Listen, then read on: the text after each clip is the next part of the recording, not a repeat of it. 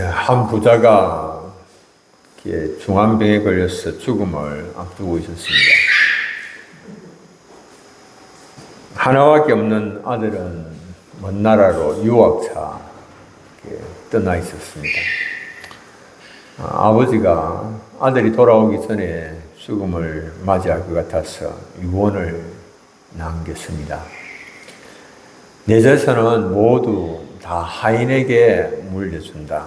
그리고 내 아들에게는 아들이 원하는 것 한 가지만 물려주도록 한다. 간단한 내용이었지만 유언으로 남겼고, 몇 날이 못 되어서 그 부자는 세상을 떠나고 말았습니다.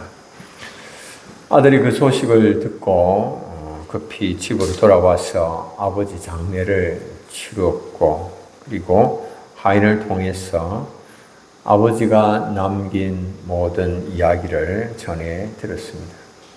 아버지의 그 결정을 아들은 이해할 수가 없습니다. 어떻게 그 많은 재산을 하인에게 다 물려주고 자신은 그 가운데서 단 하나만 가지라고 하는지 이해가 안 됐습니다.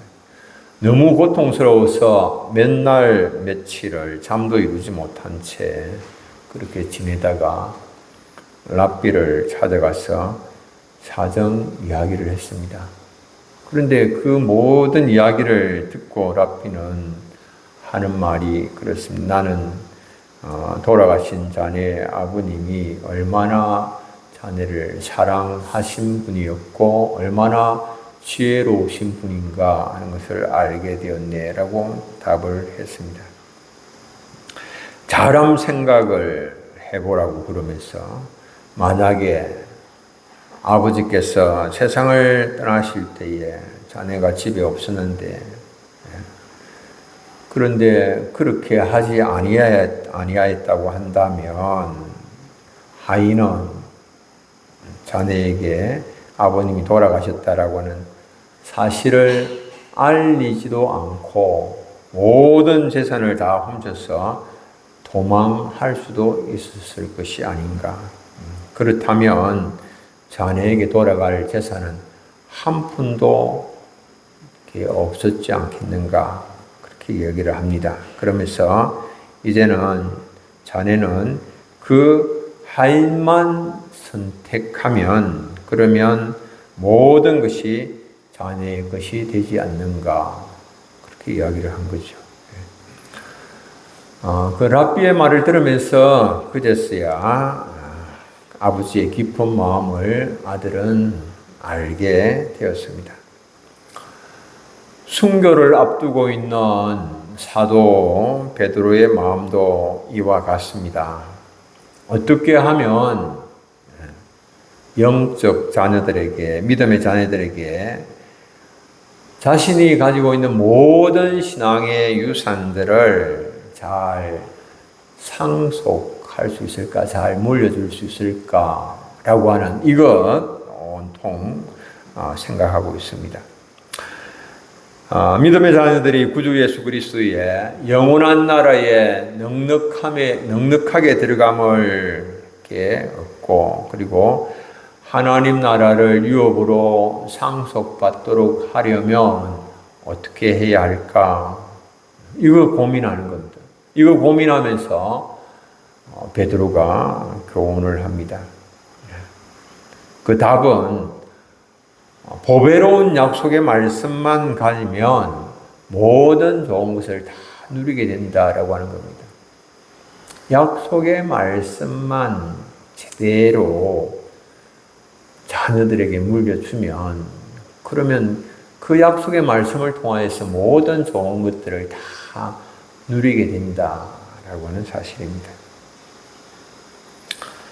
예수님께서 대제사장의 집에서 신문을 받으실 때에 베드로는 예수님을 3번이나 부인을 했었습니다.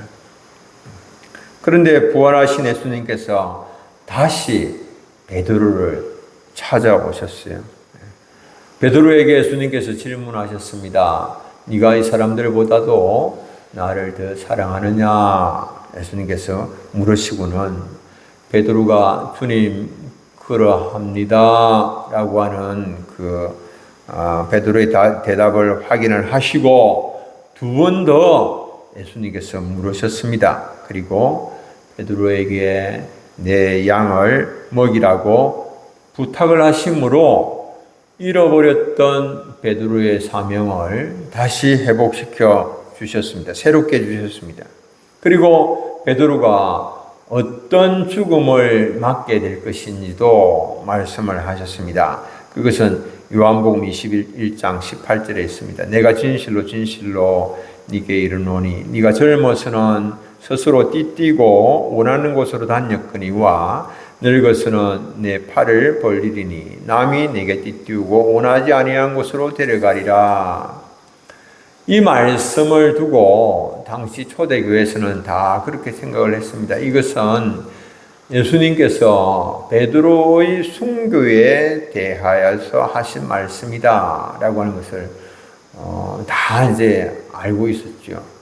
그런데 이제 베드로가 이제 주변 상황을 돌아보니까 자신이 육신의 장막을 벗을 때, 순교할 때 죽음이 자신에게 임박했다라고 하는 것을 알았습니다. 그래서 오늘 이 베드로후서 1장 14절에 그렇게 말씀하고 있죠. 자신이 이제 죽을 날이 자신이 장막을 벗을 날이 임박한 줄을 안다 그렇게 말을 합니다. 당시 초대 교회에 대한 그런 로마 황제의 핍박은 크게 달했습니다. 언제라도 붙잡혀서 죽음에 처해질 수 있는 그런 상황입니다. 그 상황에서 베드로는 이제 남겨지는 그런 믿음의 형제들, 주님께서 자신에게 맡기신 양무리들의 유익을 위하여서 유언을 남기고자 하는 것입니다. 이것이 베드로 전후서의 목적이기도 합니다. 남겨지는 사람들의 영적 유익을 위하여서 어떤 말씀을 남겨야 할 것인가? 내외적으로 많은 도전과 핍박을 만난 성도들에게 사도 베드로가 남기는 것은 보배롭고 지극히 큰 약속의 말씀을 붙잡고 세상의 썩어질 것을 위하여서 살지 않고 신성한 성품에 참여하는 자가 되어서 구주 예수 그리스도의 영원한 나라에 넉넉히 들어가기를 권면합니다.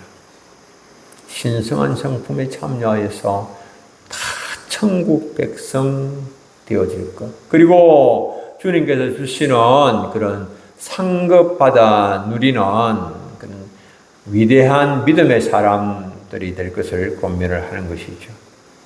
베드로가 자신의 순교의 순간이 임박한 것을 알았다라고 그렇게 말하는데, 임박하다라고 하는 이 헬라어는 이게 타기네인데 신속하고 갑작스러운 것을 의미합니다.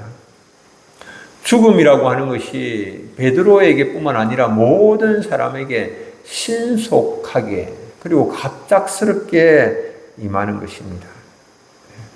애고된 상태에서 차례차례 죽음이 찾아오는 것이 아닙니다.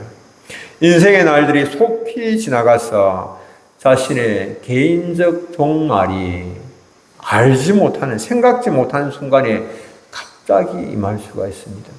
갑자기 임합니다. 마지막 날이. 이 사실을 우리는 끊임없이 자기 자신에게 상기를 시켜야 됩니다. 내 인생의 종말이 임박했다. 갑자기 내 인생의 마지막 날이 내게 임하게 될 것이다. 이 사실을 계속 상기시켜야 됩니다. 이 장막을 벗어날 시간이 얼마 남지 않았음에도 불구하고 이 땅에서 영원히 살 것처럼 생각하고 행동하는 것은 참 어리석은 일입니다. 여러분들, 장막은 영구히 사용하는 것이 아닙니다. 장막 아시죠? 텐트 아시죠? 임시로 사용하는 것입니다. 장막이 오래되었고 낡았다라고 한다면 계속 사용을 할 수가 없습니다. 그러나 그때는 손으로 짓지 않은 하늘에 있는 영구한 집이 있습니다.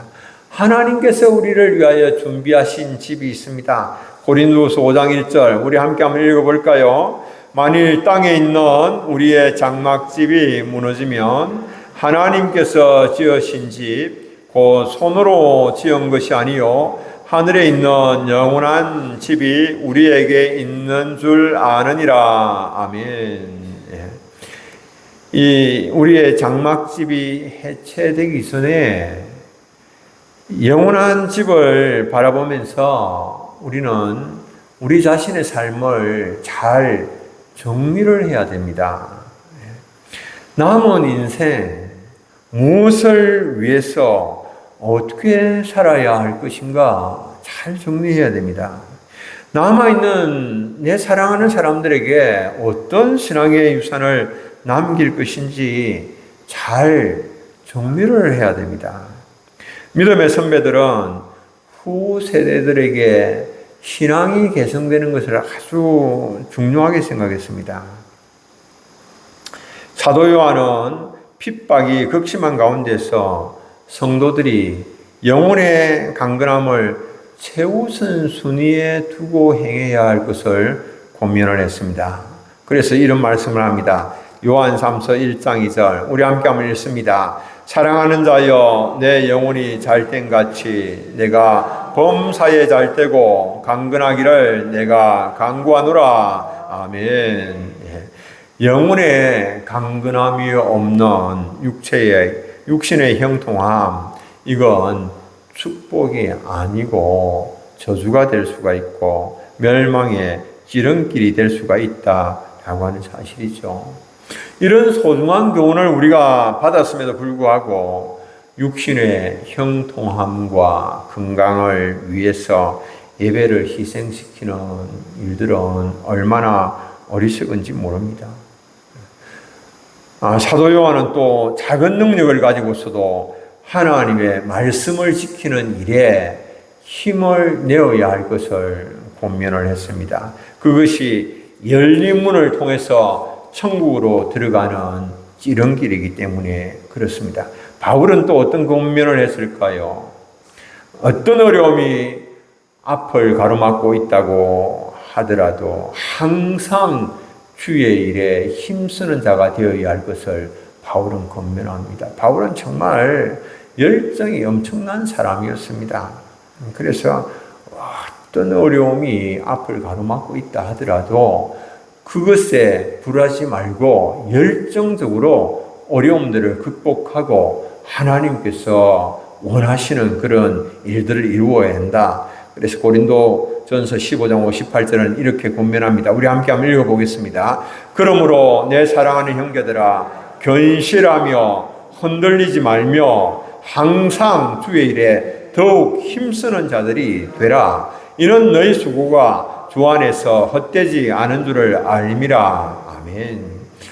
마침내 주님께서 승리를 주실 것이기 때문에 주 안에서 행하는 모든 수고는 결코 헛되지 않습니다. 그러므로 어떤 어려움이 있다고 해서 흔들릴 이유가 없는 겁니다. 어떤 변화가 있다고 해서 흔들릴 이유가 없지요.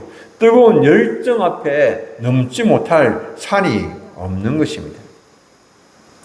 여호수아는 구약에서 다음 세대를 향하여서 이렇게 권면을 합니다. 나와 내 아버지 집은 여호와만 섬기겠다 권면을 합니다. 여호수아 24장 15절 우리 함께 한번 읽어보겠습니다. 만일 여호와를 섬기는 것이 너희에게 좋지 않게 보이거든 너희가 섬길 자를 오늘 택하라. 오직 나와 내 집은 여호와를 섬기겠노라. 아멘. 여호수아는 다음 세대들에게 우상 숭배를 버리고 오직 여호와 하나님만 섬길 것을 촉구를 했습니다. 다윗은 아들 솔로몬을 향하여서 온전한 마음과 기쁜 뜻으로 하나님을 섬길 것을 촉구합니다. 역대상 28장 9절 이것도 함께 한번 읽어보겠습니다. 내 아들 솔로몬아 너는 내 아버지의 하나님을 알고 온전한 마음과 기쁜 뜻으로 섬길지어다. 여호와께서는 모든 마음을 감찰하사 모든 의도를 아시나니 네가 만일 그를 찾으면 만날 것이요 만일 네가 그를 버리면 그가 너를 영원히 버리시리라. 아멘. 하나님을 알고 온전한 마음과 기쁜 뜻으로 온전한 마음과 기쁜 뜻으로 하나님을 섬기라. 자기 아들에게 신앙의 유산을 상속하기 위하여서 이렇게 권면을 하고 있습니다. 여러분들은 다음 세대에게 오직 한 가지만을 줄 수 있다면 무엇을 주고 싶습니까? 어떤 교훈을 남겨주고 싶으십니까? 우리 다음 세대가 주님의 보배롭고 존귀한 약속의 말씀을 붙잡는다면 하나님의 보호하심과 인도하심 가운데 살게 될 겁니다. 성경에는 하나님의 보배롭고 존귀한 약속이 집대성되어 있습니다. 이 성경에는 많은 놀라운 능력의 역사가 있고 놀라운 은혜가 있고 그리스도 예수의 십자가의 무조건적인 사랑이 있습니다. 복음의 진리는 신화와 전설같이 꾸며낸 이야기가 아닙니다. 성경은 꾸며낸, 지어낸 이야기가 아닙니다. 성경은 그것을 직접 목도하고 경험한 수많은 사람들의 간증이며 기록입니다. 예수님의 부활은 500여 형제들이 일시에 목격하기도 했습니다. 모든 성경의 증언들은 그리스도에게로 집중이 됩니다. 하나님의 최고의 선물인 성경, 이 성경 안에는 목격자들의 증언이 첫째로 들어 있습니다. 그것을 목격한 사람들의 증언입니다. 목격자들은 예수 그리스도가 하나님이심을 증언합니다. 유대의 한 젊은 청년이 아니고 예수는 하나님이시다라고 증언합니다. 베드로는 예수 그리스도의 크신 위엄을 친히 본 자로 자신을 소개합니다. 예수님의 지극한 영광을 친히 변화산에서 베드로가 목도를 했습니다. 예수님께서 베드로와 야고보와 요한을 따로 데리시고 높은 산으로 올라가셨는데 그곳에서 예수님께서 변형되셨습니다. 베드로는 예수님의 얼굴이 해같이 빛나고 그의 옷이 빛과 같이 휘어지는 것을 직접 목격을 했습니다. 그리고 구름 속에서 들려오는 하나님의 음성도 들었습니다. 이는 내 사랑하는 아들이요 내 기뻐하는 자니 너희는 그의 말을 들으라 라고 하는 음성이었습니다. 내 사랑하는 아들이라 라고 하는 이 말은 예수 그리스도, 예수님이 메시아다라고 하는 말입니다. 예수님은 만왕의 왕이시며 만주의 주가 되시며 메시아가 되시기 때문에 우리는 그의 음성에 귀를 기울여야 됩니다. 예수 그리스도는 하나님의 본체시지만 하나님과 동등됨을 취할 것으로 여기지 아니하시고 자기를 비워서 종의 형체를 가져서 사람들과 같이 되셨고 사람의 모양으로 나타나셨고 자기를 낮추시고 십자가를 치시기까지 예수님 복종을 하셨습니다. 전능하신 하나님은 자기를 낮추시고 죽기까지 복종하신 예수님으로 인하여서 영광을 받으시고 기뻐하셨습니다. 오늘 우리가 주님을 본받아서 겸손한 마음으로 내 자신을 낮출 때에 하나님께서 영광을 받으시고 기뻐하십니다. 그리스도의 겸손을 배워서 자기 일을 쳐서 복종을 시킬 때에 하나님께서 기뻐하십니다. 우리가 하나님 앞에서 기도해야 할 한 가지 기도의 제목, 예수님께서 감람산에서 십자가를 앞두시고 밤을 새워서 기도하셨던 것과 같이 내 뜻대로 마옵시고 내 아버지 뜻대로 하옵소서라고 하는 그 기도 가운데에 우리가 주님 앞에 겸허히 무릎을 꿇으면 주님께서 또 기뻐하시고 영광을 받으십니다. 이런 삶을 사시면 좋겠습니다. 두 번째는 성령에 감동된 선지자들의 증언이 성경 안에 들어 있습니다. 예언의 말씀은 하나님의 감동으로 된 것이지 사람에게서 비롯된 것이 아닙니다. 사람이 하는 말이 아닙니다. 디모데후서 3장 16절 우리 함께 한번 읽겠습니다. 모든 성경은 하나님의 감동으로 된 것으로 교훈과 책망과 바르게 함과 어로 교육하기에 유익하니 아멘. 성경의 원저자는 하나님이십니다. 하나님께서 기자들을 사용을 하신 것입니다. 기자들의 개인적인 경험이나 사상에 근거한 것이 아니라 하나님의 성령께서 감동을 주셔서 하나님께로부터 받은 것을 기자들이 기록한 것입니다. 성경의 예언의 근원은 인간의 생각에서 비롯된 것이 아닙니다. 선지자 자신이 미래의 신비를 풀어내는 것이 아닙니다. 여러분들 바로가 요셉에게 자신의 꿈의 해석을 요청을 하지요. 그러니까 요셉이 하는 말이 뭔지 아십니까? 그 바로에게 꿈을 해석하시는 분은 자신이 아니라 하나님께서 바로의 꿈을 해석해 주시고 하나님께서 바로에게 답을 주신다라고 말씀합니다. 창세기 41장 16절은 요셉이 바로에게 이렇게 말합니다. 요셉이 바로에게 대답하여 이르되 내가 아니라 하나님께서 바로에게 평안한 대답을 하시리이다.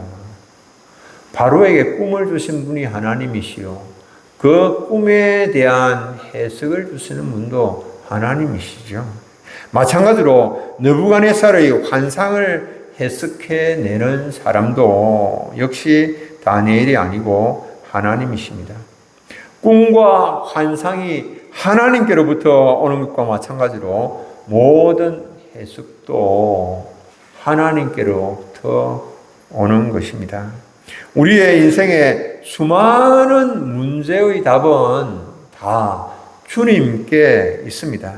하나님은 우리에게 성경 말씀을 통하여서 우리에게 인생의 문제의 답을 주시기를 원하십니다. 그리고 성경 말씀으로 우리를 평안한 삶으로 인도해 주시기를 원하십니다. 주님을 찾고 구할 때에 성령께서 말씀을 통하여서 주시는 평안함을 누릴 수가 있는 것입니다. 여러분들 참 지금 이 시대가 복잡하고 다단합니다. 정말 지금 막 힘들다고 많은 분들이 그렇게 이야기를 하고 있습니다. 그러나 이런 가운데서도 하나님은 우리에게 평강 주시기를 원하십니다. 무엇을 통해서? 하나님의 말씀을 통해서 내가 하나님의 말씀을 붙잡고 또 그 하나님의 말씀을 묵상하고 내 마음에 새기고 또 새길 때에 말씀의 능력으로 주님께서 우리로 하여금 평강을 누리게 하십니다. 세 번째로 성경에는 각인의 영혼에 임하시는 그리스도에 대한 명백한 증거가 있습니다.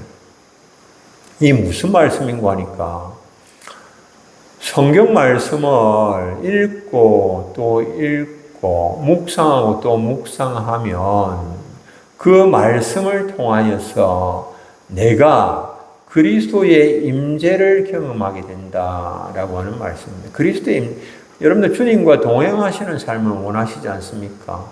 어떤 사람은 주님의 임재를 경험했다라고 하는데 나는 아직까지 한 번도 주님의 임재를 내가 경험해 본 적이 없다. 그런 분들이 계시고 나도 좀 그렇게 되면 좋겠습니다. 좀 기도해 주십시오. 그렇게 말씀하시는 분 계시는데 주님의 임재는 내가 하나님의 말씀을 읽고 또 읽는 가운데에 그때 그리스도께서 성령으로 내 삶 속에 내 마음에 임재하시는 것을 경험케 하시는 거거든요. 베드로후서 1장 19절 이렇게 말씀합니다. 우리 함께 한번 읽어보겠습니다. 또 우리에게는 더 확실한 예언이 있어 어두운 데를 비추는 등불과 같으니 날이 새어 샛별이 너희 마음에 떠오르기까지 너희가 이것을 주의하는 것이 옳으니라. 아멘. 예.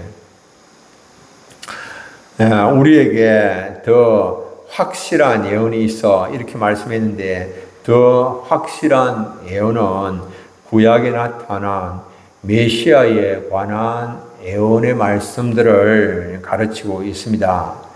이 예언의 말씀이 어두운 데를 비추는 등불과 같다. 메시아에 대한 예언의 말씀이 어두운 데를 비추는 등불과 같다라고 말씀하는데, 어두운 데는 성경의 여러 암시적이고 또 깨닫기 힘든 이런 부분들을 가리킨다라고 볼 수 있죠.